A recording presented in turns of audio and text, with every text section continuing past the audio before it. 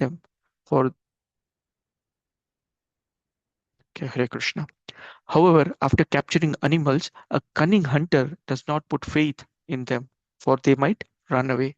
Similarly, those who are advanced in spiritual life do not put faith in the mind. Indeed, they always remain vigilant and watch the mind's actions. So, a hunter captures an animal, then he keeps it tied up. Like that, a person who's captured the mind does not let it free. When the mystic powers one person gets, his mind becomes entangled. So today we are actually going to talk about three topics, right? So first topic is on the mystic power and mind.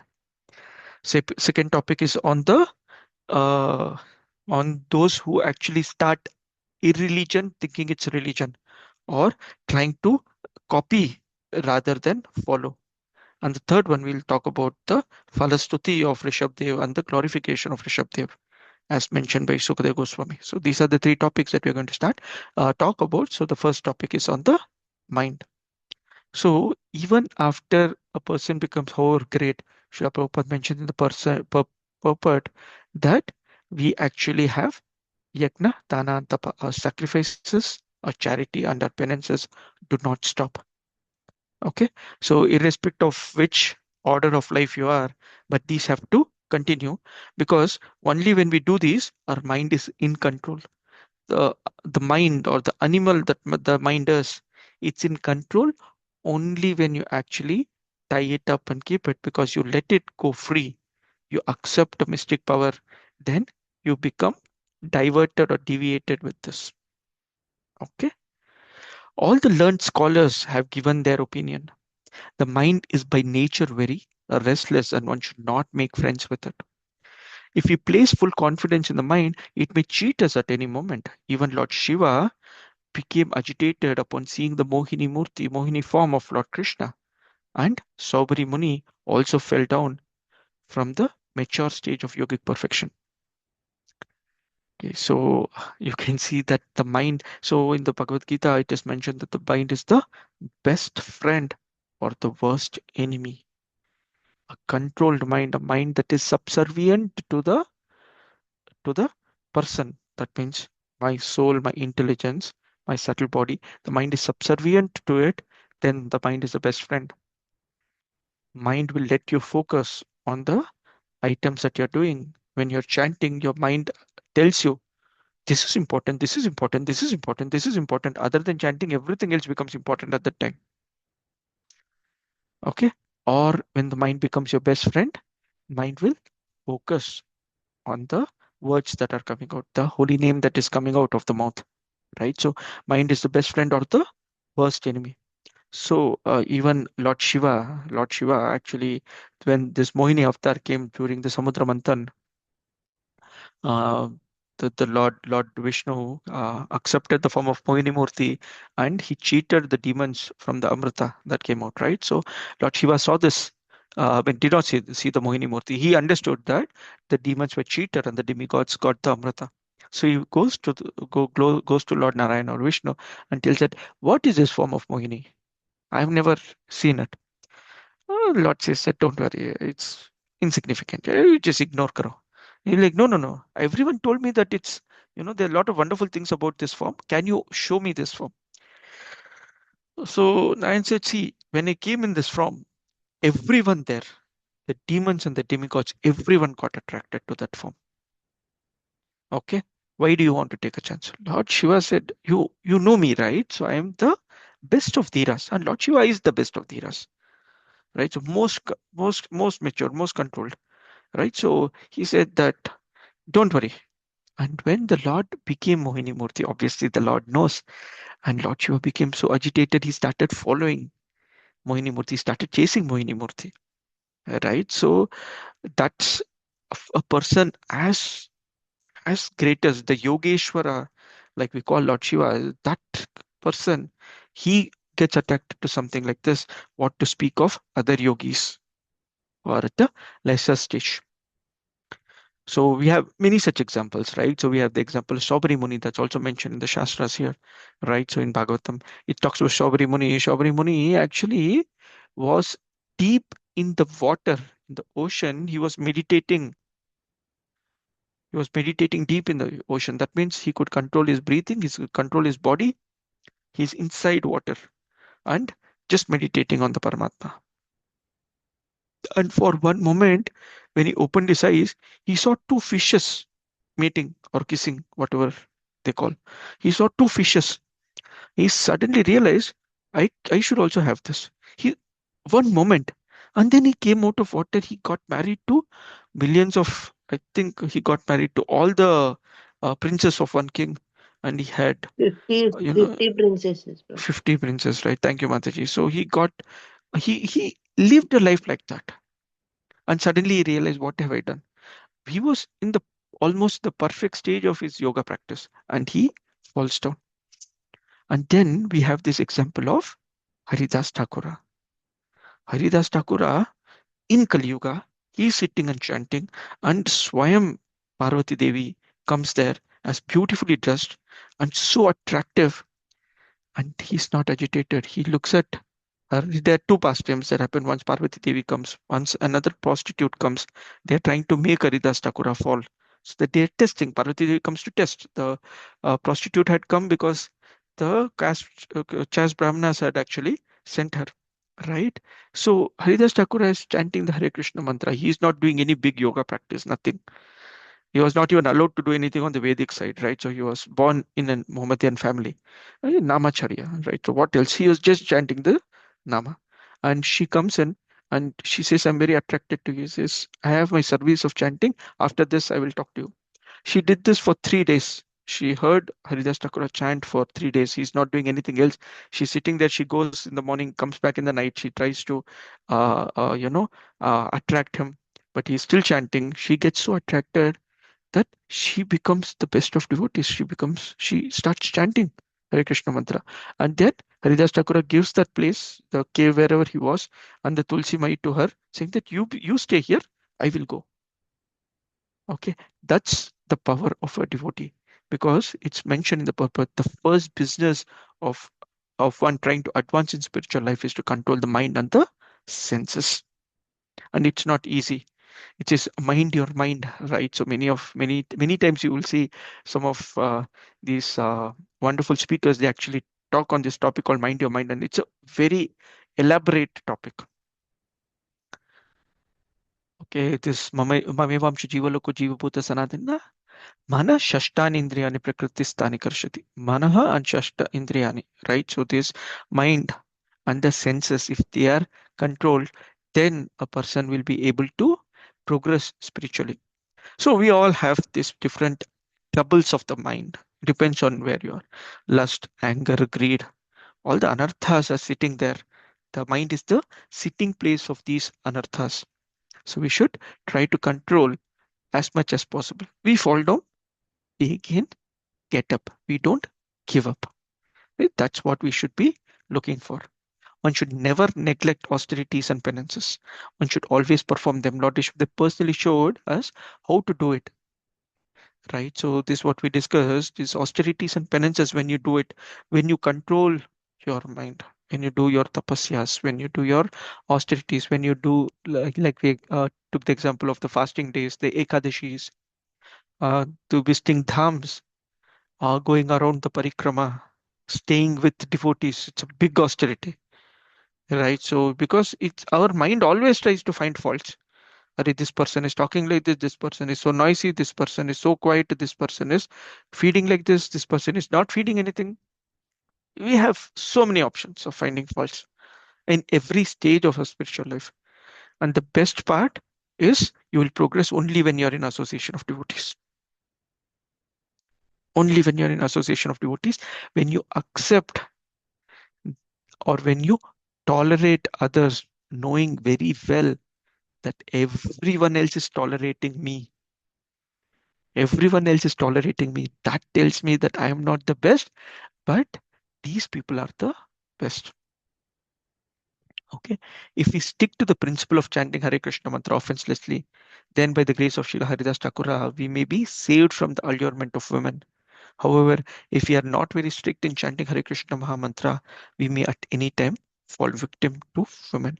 When it says women, it means the opposite sex, right? So for a devotee, it's very simple. Srila Prabhupada doesn't wait to conclude all this topic. He says that you need mind control. Your best option, your only option is chant the Hare Krishna mantra offenselessly.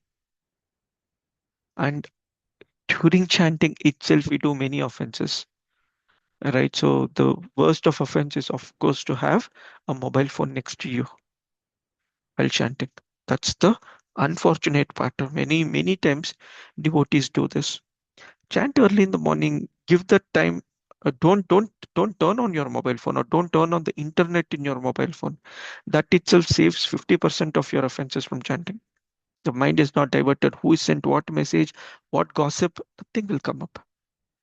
So you can focus as much as you can in the holy name. And recently, in last Sunday, we had this session in the temple, Shri Jagannath Mandir. We had the session by His Grace Burijan Prabhu. Burijan Prabhu is Srila Prabhupada disciple, wonderful speaker. I mean, since the day I've come to ISKCON, right? So I'm talking about 2008, 9. We have been always referring to his Surrender Unto Me as one of our books, or the BG notes that refers from Surrender Unto Me, right? So he's a wonderful speaker on Bhagavad Gita, Bhagavatam. Uh, but he this time he said, I will the class that we almost had a 2 hour plus workshop rather than saying it's a class. We had a workshop on the chanting of the holy name, and he gave a very simple point which I love, right? So I've heard this earlier from His Grace Mahatma Prabhu during a Japa workshop very early in my Krishna consciousness. He said, focus on one mantra at, at the time, right? So just focus on one mantra. In your 16 rounds of chanting, if one mantra you hear from that Hare Krishna, right from Hare Krishna till your last word, Hare Hare, right? So Hare Krishna, Krishna Krishna, Hare Hare, Hare Rama, Rama Rama, Hare Hare. We focus on this entire mantra, one mantra at least. That should be the target. And I've heard from devotees that focus on chanting one full 108 without letting your mind go away. That's first part. Try chanting at least 10 rounds before you look at the watch or the time. That's another level. Try chanting at least 2 extra rounds along with your 16, because if you have missed out anything in the 16, sometimes we chant with the breath, we sometimes miss a mantra, sometimes we are moving away, moving a bead, or we have skipped a part of the mantra, even if you're conscious. So try to chant 1 or 2 extra rounds just for my 16, not saying that I'm chanting 18 a day, just for our 16 and so on. Right. So there are some very simple tips that devotees give. It's very nice to hear the tips, very difficult to follow. Even chanting that 108 without getting our mind diverted is so difficult. I try every day. Every day my target is that 108, first target. And that 108 itself is very difficult. But as we chant more and more, as we progress more and more, we become more and more self-aware that I don't get diverted by the mind. So that's the next part. We will move on. As an unchaste woman is very easily carried away by paramours, and it sometimes happens that her husband is violently killed by her paramours. If the yogi gives his mind a chance and does not restrain it, his mind will give facility to enemies like lust, anger, and greed, and they will doubtlessly kill the yogi. Right? Or who's the yogi here? It is we. Right? So it is me, my soul, whatever you want to call it. The person who wants to get delivered, he is the yogi. And what is he giving into? He's giving into matter. When he gives chance to the mind, ready to get allured, ready to get diverted, ready to get disturbed, ready to start building, Prabhupada calls it phantasmagoria, building a castle in the air. You start dreaming about if this happens, if that happens, and all that, and your chanting is happening. Slowly, this will start killing our spiritual life. So Though Vaishnava Aparad is the biggest, Harinam or Nam Aparad is also very dangerous. Not as dangerous as Vaishnava Aparad, but Nam Aparad is very dangerous. And it in the 10 offenses, we always chant the 10 offenses in the morning, right? So we also tell 11th offense, which is inattentive chanting. It's also an offense to inattentively chant the Hare Krishna mantra. So be very attentive, because you're inattentive. That means you're giving chance for your mind to take over. When your mind takes over, then it will kill.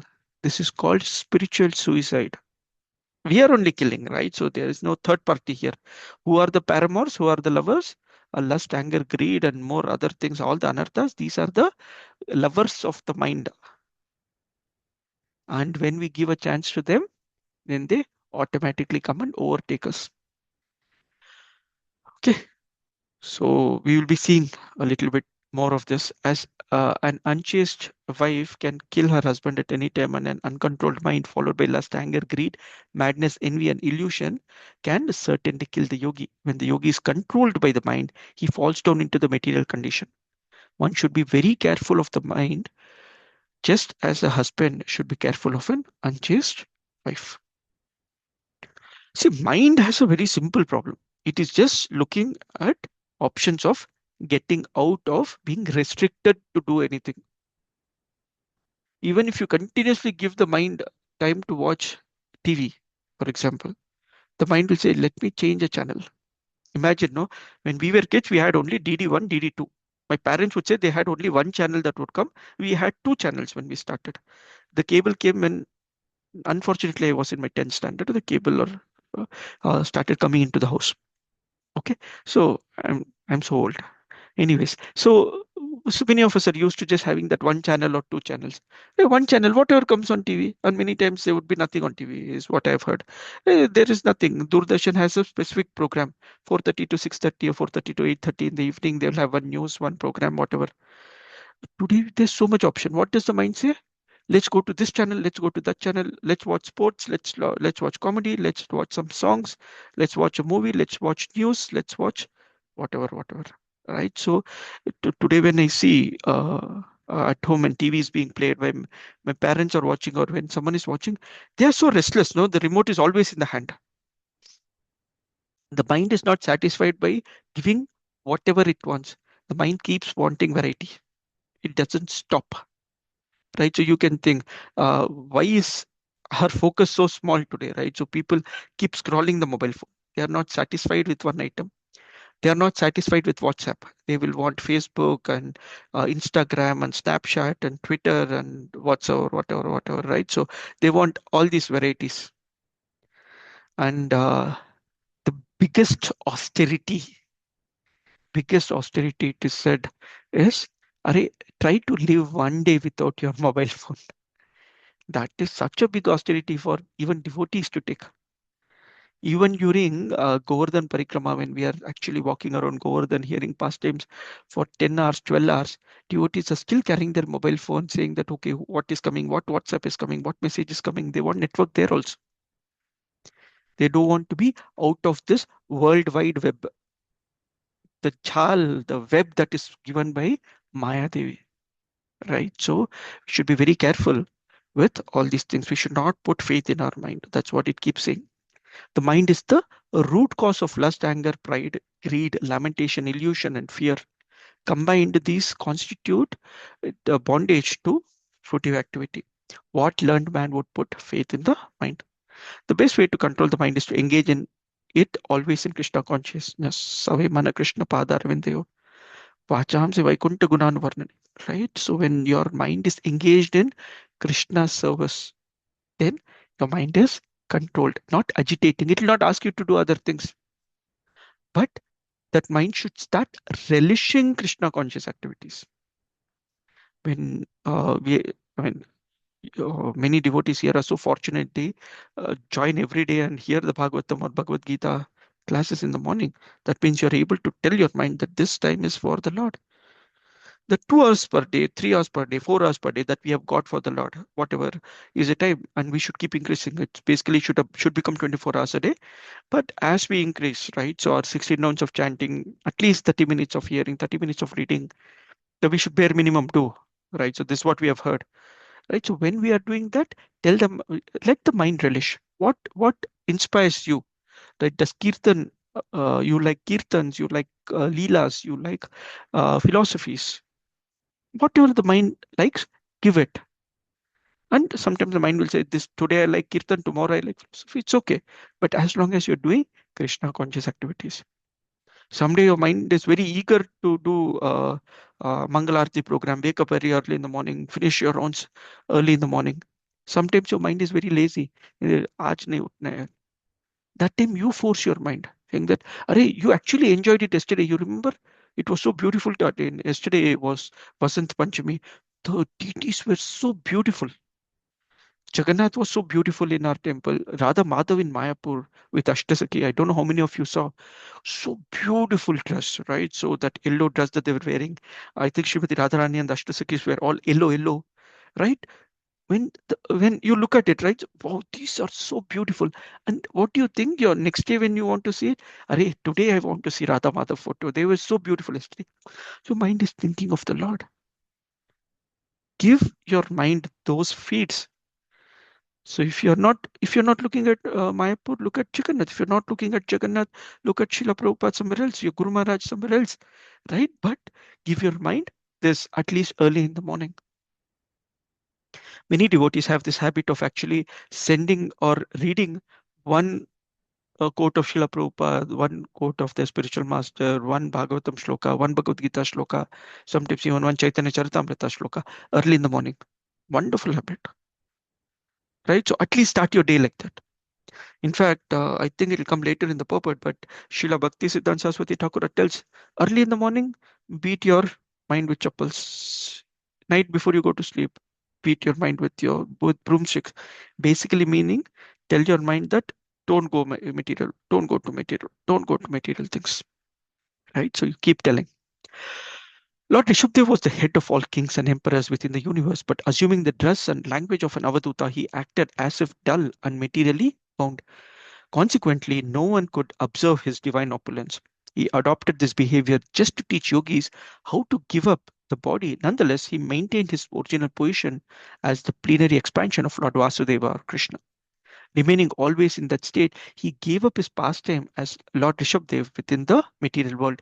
If following in the footsteps of Lord Rishabdev, one can give up his subtle body, there is no chance that one will accept a material body again.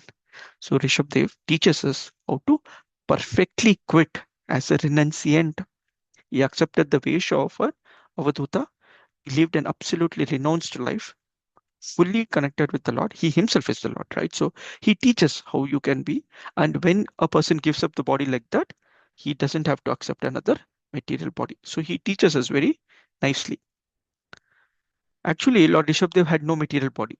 But due to Yoga Maya, he considered his body material. And therefore, because he played like an ordinary human being, he gave up the mentality of identifying with it. Following this principle, he began to wander all over the world. While traveling, he came to the province of Karnataka in South India and passed through Konka, Venka, and Kutaka. He had no plans to travel this way, but he arrived near Kutachala and entered a forest there. He placed stones within his mouth and began to wander through the forest naked and with his hair disheaved like a madman. Right? So Shastras actually say that he actually came to Karnataka. These Konka Venka are different province here. So we are all here, right? So he came here and then he lived like an avaduta, lived like a madman. While he was wandering about, a wild forest fire began. This forest was caused by the friction of bamboos, which was being blown by the wind. In this fire, the entire forest near Kutachala and the body of Lord Rishabdev was burnt to ashes. Okay, past time just ends like that way. Lord Rishabdev gave up his body in the forest fire. He came to that place. He knew what was happening and he gave up just because he was there in the forest. All those trees and animals in the forest, they all got delivered. Everyone got liberated. Right. So that's the power of associating with the Lord and his pure devotees. Right. So just being around them actually one gets delivered. Okay.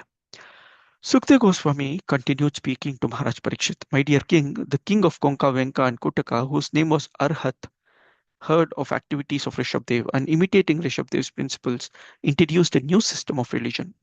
Taking advantage of Kali Yuga, the age of sinful activities, King Arhat, being bewildered, gave up the Vedic principles, which were free from risk, and concocted a new system of religion opposed to the Vedas. That was the beginning of Jain Dharma. Many other so-called religions followed this atheistic system. Okay, so we have finished the topic of mind and mystic power and Lord Rishabdev giving up his body.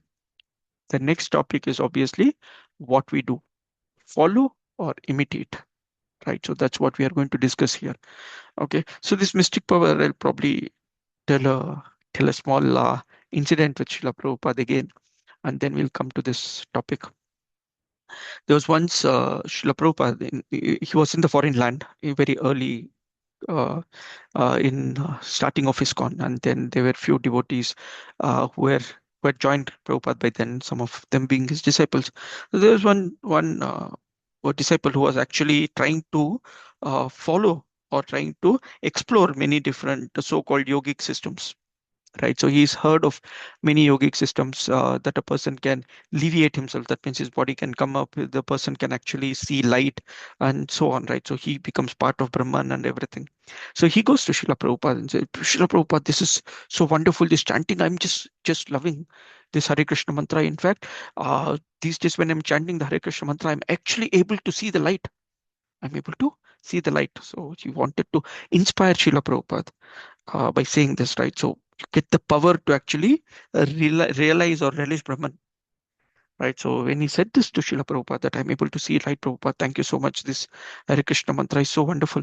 Srila Prabhupada said, very nice. Continue to chant. Don't stop. Continue to chant. You will stop seeing this light.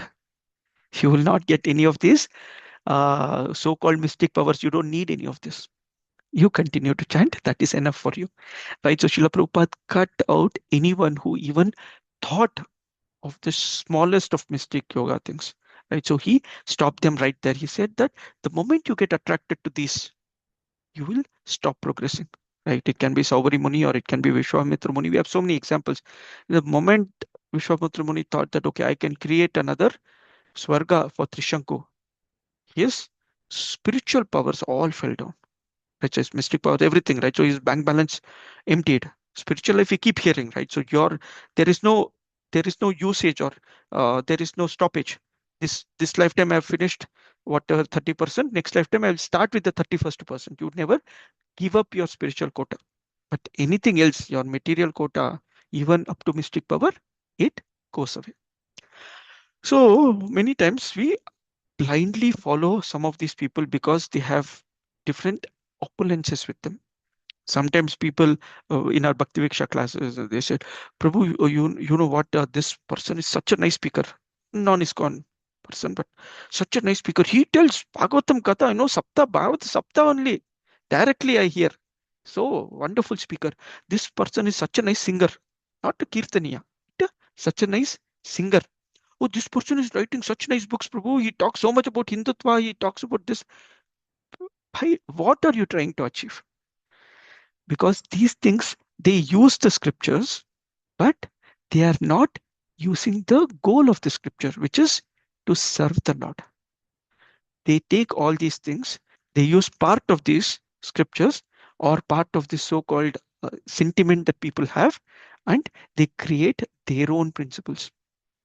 There is one very famous writer. My Bhakti Viksha member was very attracted to this writer. I don't want to tell the name, but he's used all these spiritual references, and he's written his own way of looking at Sita Maya, looking at Lord Ram, and all these things. He's written many books on the Bhagavad Gita itself, his own version, right? So why do they need to do all this? Because they get a kick out of it, and less intelligent people follow these. Okay, so what happened here? King Arhat looked at what Rishabdev did. He was a king. He renounced everything. He lived like a Avaduta, If I do all this, I will also become God. So the focus is I will also become God. They don't follow the teachings, but they blindly imitate. So if for devotees who know about Jainism, or you have heard of Jainism, so Jainism have Jains have 24 Tirthankaras, and the first Adi Adi Tirthankara, I don't know what they call it, but that first Adi person is Rishabdev. That's how it is considered. So they use the teachings of Rishabdev, but they talk about renunciation and austerity rather than talking about devotional service. If you remember the teachings of instructions of Rishabdev in the previous chapter that he gave to Bharat Maharaj and his other 99 sons, the 100 sons when he instructed, he spoke about devotional service. He spoke through austerities and penances, renouncing, not getting attracted to material world, and serving the Lord, meditating on the Lord. That part is removed, right? So some of these people want to in the Jain Dharma itself, some of them actually believe that they should not wear any dress. Some of them believe that they should wear only one colored dress. They should not hurt any other living entity. No, mode of goodness. They try to be in the mode of goodness, not talk about spirituality as in service. And they actually pluck their hair. So for people who know, that's one of the austerities that they follow. And Srila Prabhupada actually condemns it. He says that some of these are actually useless. Unfortunately, they are actually doing this. These are more atheistic in nature because they have rejected Vedas. The moment you reject Vedas, you become atheistic. That's why we don't even though the Lord came as Buddha, we accept Buddha as an incarnation, but we don't take Buddhism as a teaching, as a principle, because the purpose of the Lord's Leela was a lot different. And the moment the Vedas are rejected, we should not go into that. Right? It is said in the Vedic literature, the people in this age will be more inclined to accept anyone as a supreme Lord and accept any religious system opposed to Vedic principles. The people in this age are described as Manda Sumandamatayo, Manda Bhagya. So your intelligence is also Manda, your Bhagya is also Manda. Unfortunate age of quarrel and hypocrisy. For non-Vedic principles, following non-Vedic principles in this age, they think themselves the Supreme Lord, and this does spread the cult of atheism all over the world.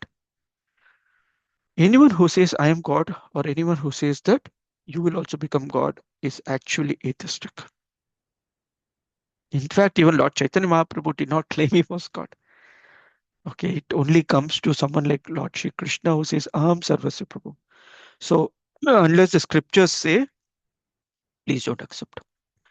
People who are lowest among men and bewildered by the illusory energy of the Supreme Lord will give up the original Varnashrama Dharma and its rules and regulations.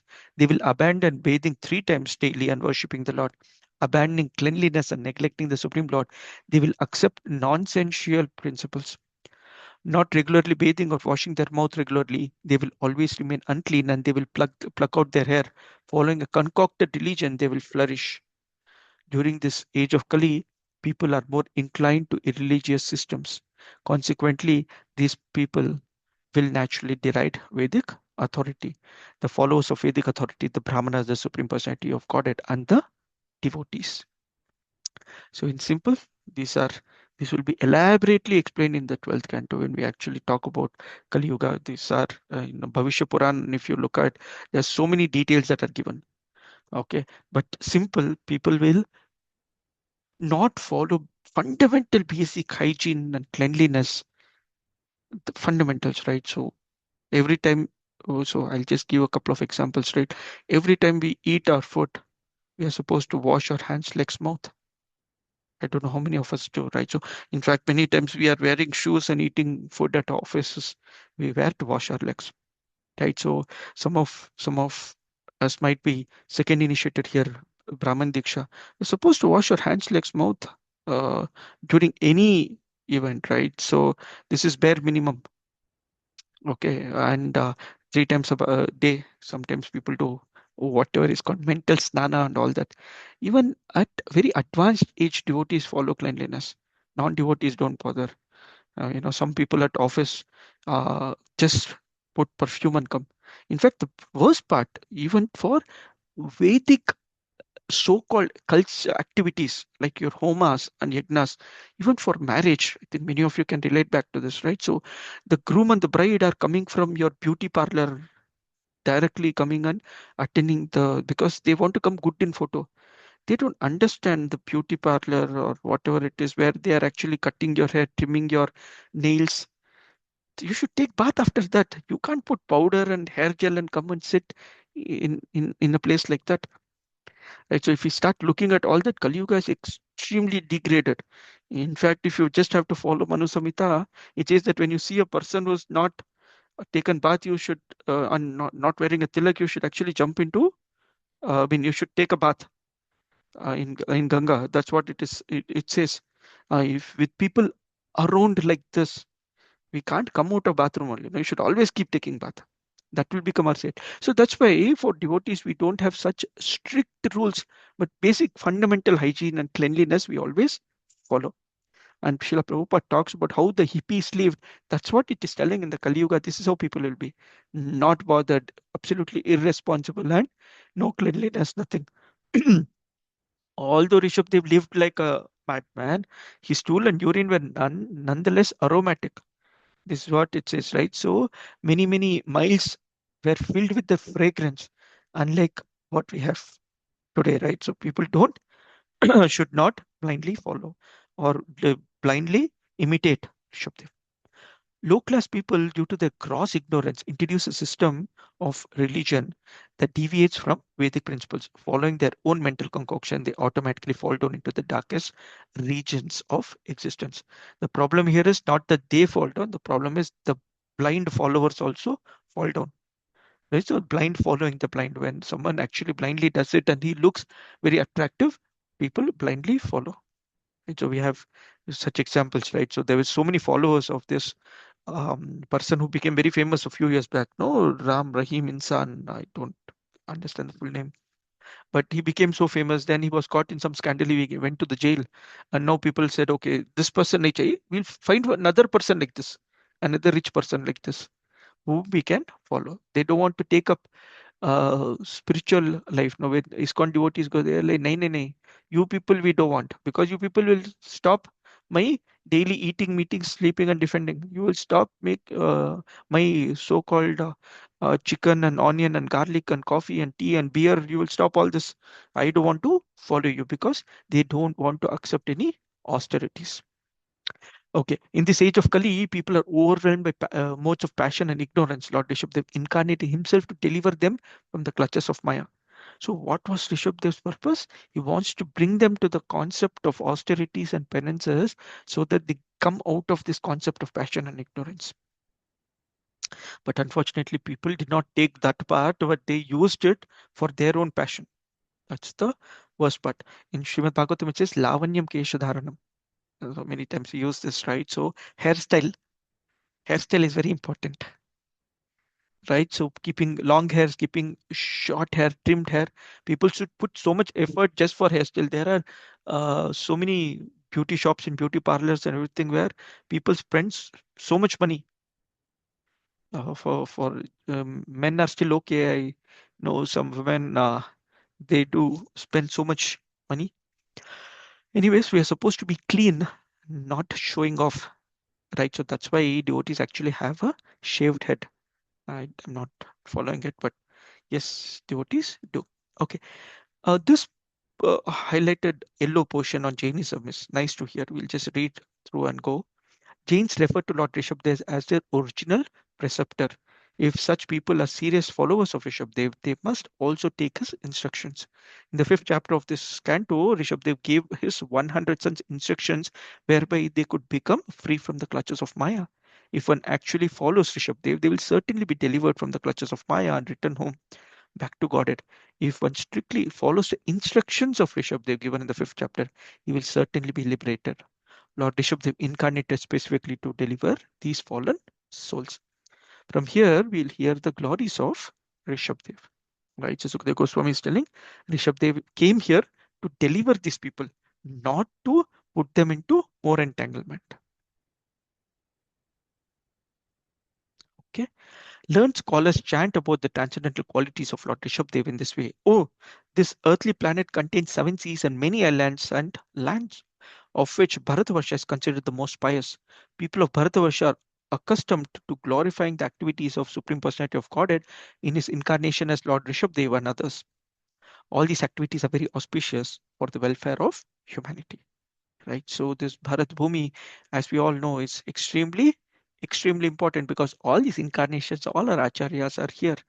From here they have spread out, and we are here looking at Western side as to who is this Elon Musk or Bill Gates and whatever we try to see what materially opulent they are instead of looking inward, saying that spiritually opulent there can be nothing better than where we are.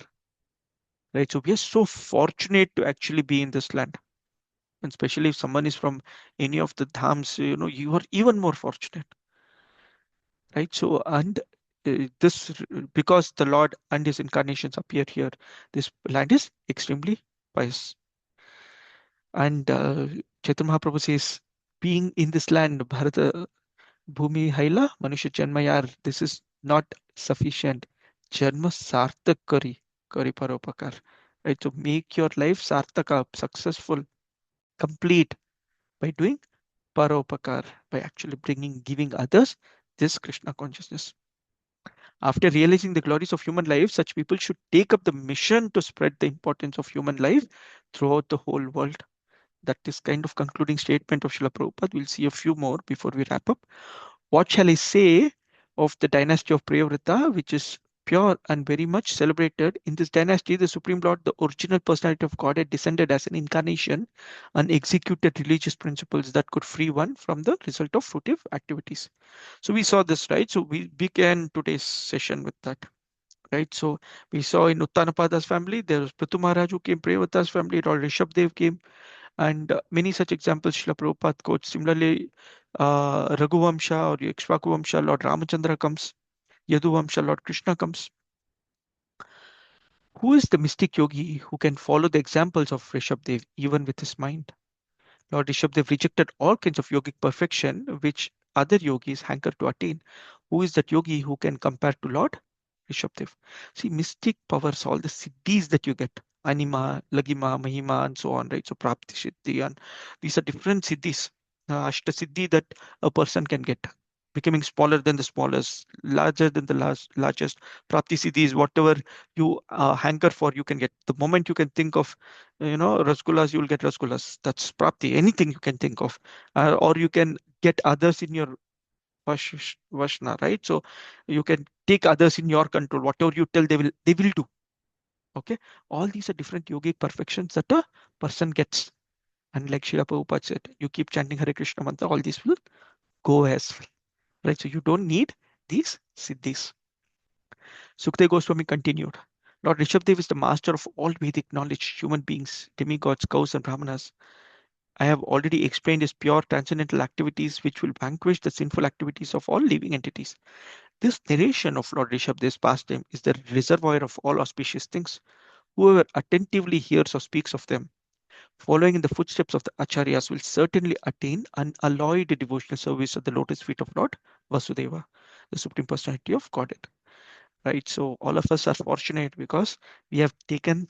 So we should first thank the organizers for giving us this opportunity to actually read through this, because it says that anyone who attentively speaks or hears, following in the footsteps of Acharya, will certainly attain unalloyed devotional service. Right? So little service we are definitely going to get because we have accepted this service of Srimad Bhagavatam. Right? So when we serve Srimad Bhagavatam, automatically the Lord is pleased with us and we'll start getting those services.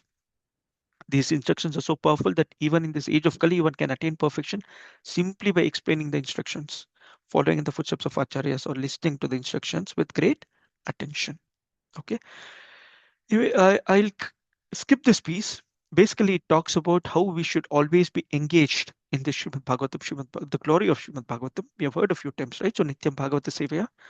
So as far as possible, like I said at the beginning, right? So 2 hours, 3 hours, 4 hours, that keeps increasing to the situation where it become Kirtaniya Sadahari, right? So always engaged. right? So Krishna keeps saying this in multiple places, like so Kirtaniya Sadhari or Nityam Bhagavata say, right? Without any deviation, you should always keep hearing to this Srimad Bhagavatam. That's the glory of Srimad Bhagavatam. Okay, what happens to such people, right? So devotees always bathe themselves in devotional service in order to be relieved from the various tribulations of material existence. By doing this, the devotee enjoys supreme bliss, gets liberation personified comes to serve.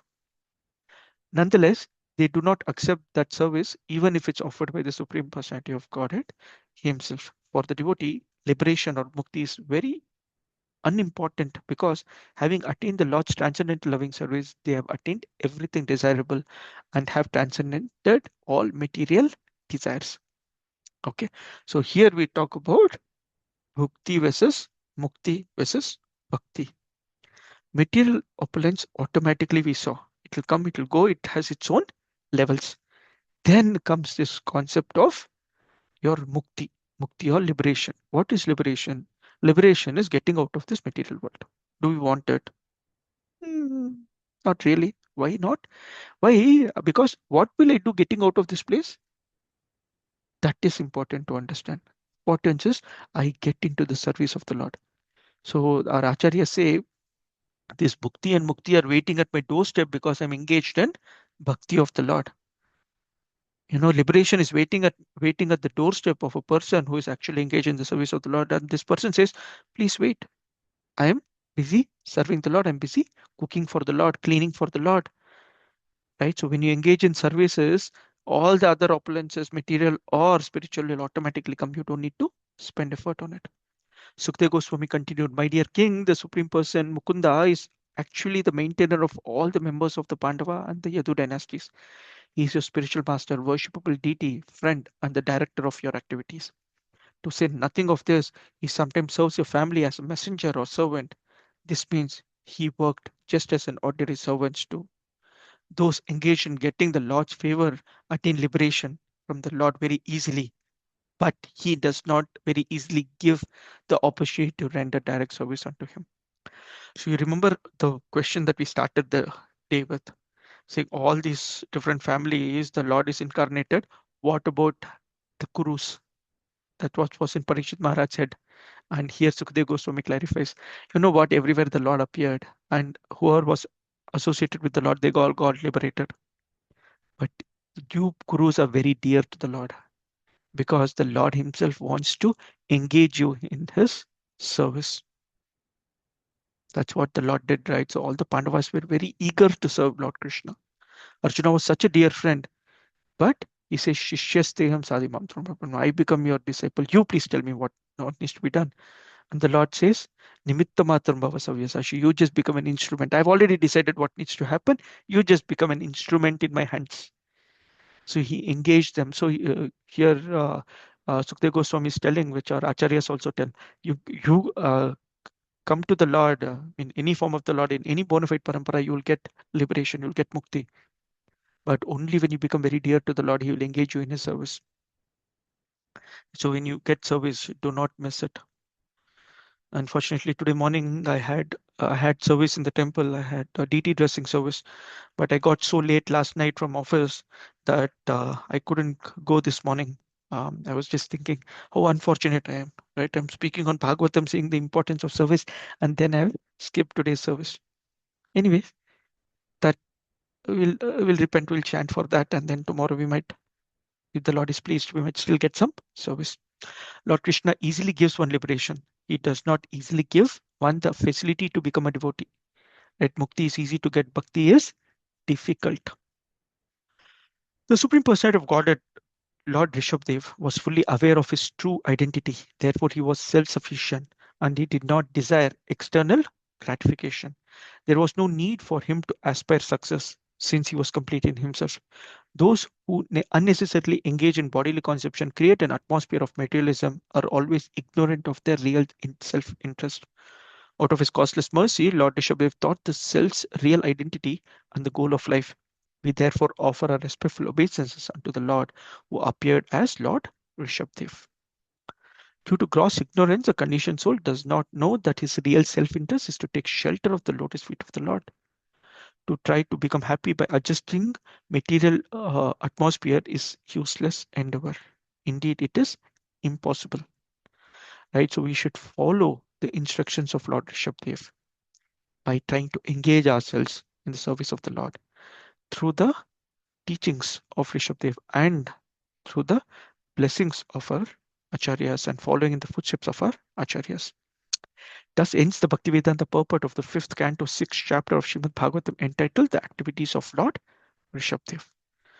So nice chapter, nice information or instructions that is given to us, right? So many times devotees have spoken about it. So today we see this important concept of why bhakti stands tall among all the other things. Okay, we are on time. We have just wrapped up the chapter. So I'll pause here if there are any comments, any questions, or any devotee wants to add anything to what we have spoken.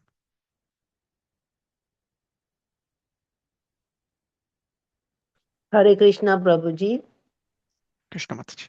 Prabhuji, at various points in Bhagavad Gita, we've been advised, or maybe this is my understanding, that don't get trapped in the flowery language of the Vedas, and that is Dharma, Artha, Kama, Moksha, and focus on bhakti in attaining devotion. I mean, try to get your, focus on devotional service to the Lord.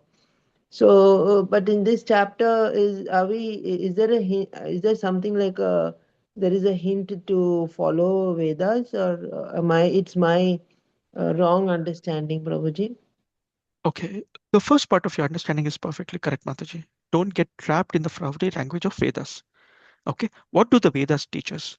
Vedas teach us about 60% or 80% of the Vedas is about how do I better my correct situation. It talk about the Karma Yoga concept.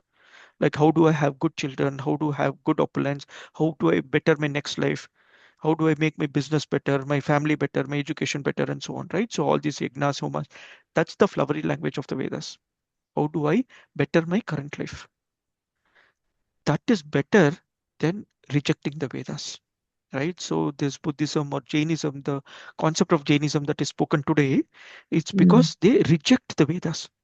That is even Okay. worse, right? So that is what your material world is all about. It entangles you. It is better to Mm. be entangled in the flowery language of Vedas than to be entangled in the material world. But even better than that, Prabhuji, but they are also renouncing, no, Prabhuji. They don't, like I had a friend, I still have a friend who is a Jain, mhm, and he led a he leads a very austere life. We were all in the hostel, and he used to get a special box, yeah. and he never used to come for movies with us. And he was leading an extremely austere life, though he was, young when we were just in our 20s. Mhm. Yes, Mataji, So, I also have in fact, I had a school friend, I can even tell Pashupnath Jain. His name was itself Jain, like you said. But their whole concept is the mode of goodness. If you mhm. realize, go back and check. So, what do you get with mode of goodness? You elevate yourself. Where do you go after that? Maximum to higher planetary systems, you're still entangled within the same material world. You Okay, don't get out. Our whole teachings is to get out of the cycle of birth and death, and that's what you will miss. okay.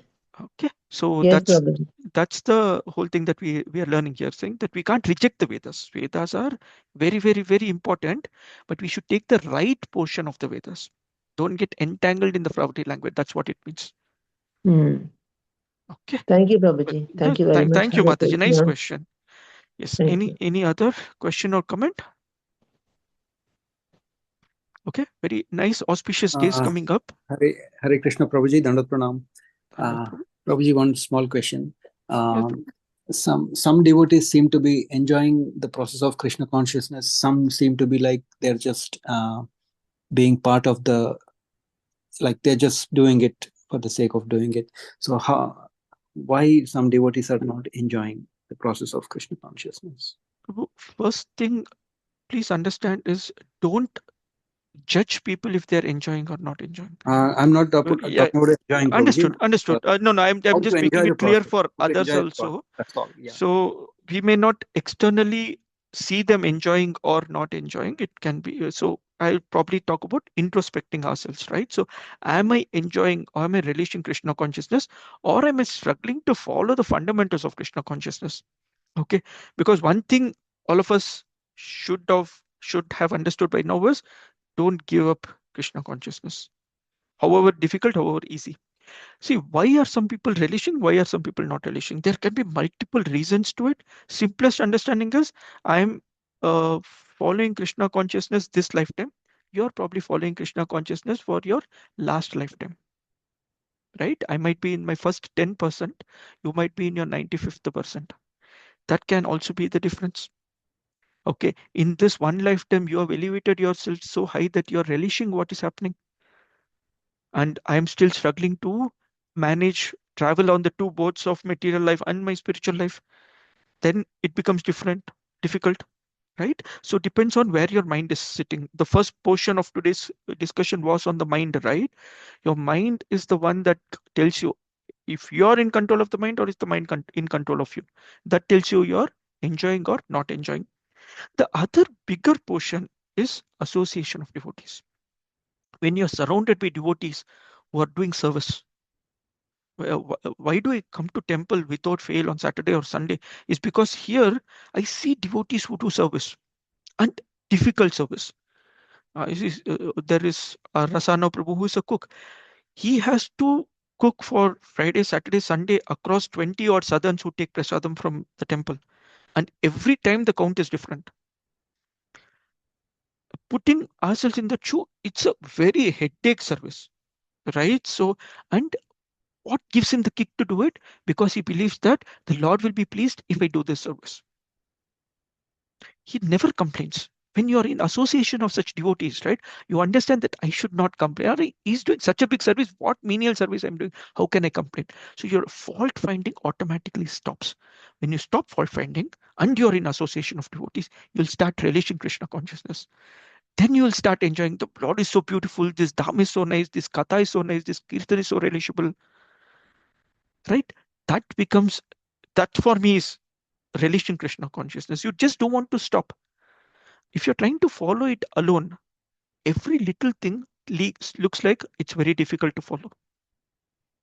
Every small thing looks very big issue because we need to understand we are going to be tested at every step, and every time we follow, we get up and keep going. We don't give up. That is bare minimum. But every time we follow, there is going to be a test. Every time there's a test, we are either passing or failing. If we pass, we get to the next test. If we fail, we fall down. We again in the same class, right? So it's same, as simple as that. So every time you pass, there is a relation, there is a kick. And every time you fail, there is a learning. So looking at someone who is falling very nicely, so looking at someone who is enjoying dancing in the kirtan doesn't mean that they are always happy in Krishna consciousness. They are going through their troubles. And that is sanctioned by the Lord. We should understand, sanctioned by the Lord or sanctioned by Maya, depending on where I place myself.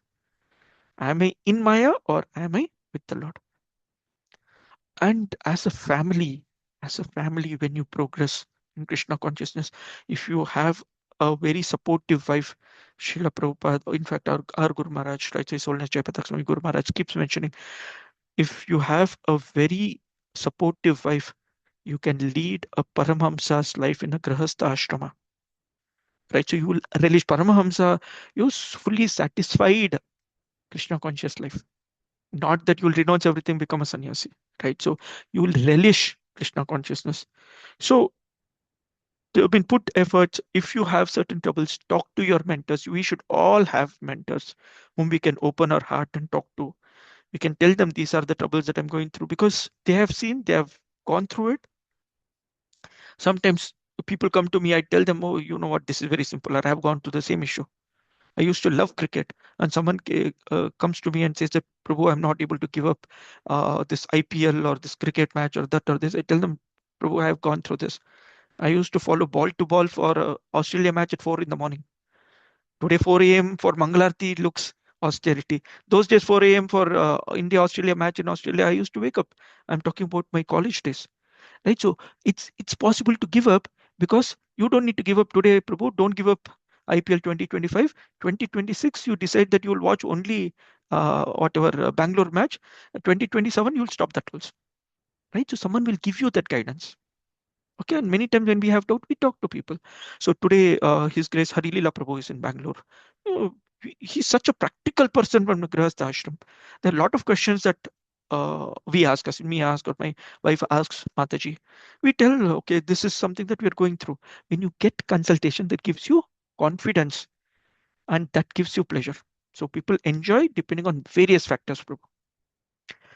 I'm hoping I've not diverted too much, but that's the answer. Thank you, Prabhuji.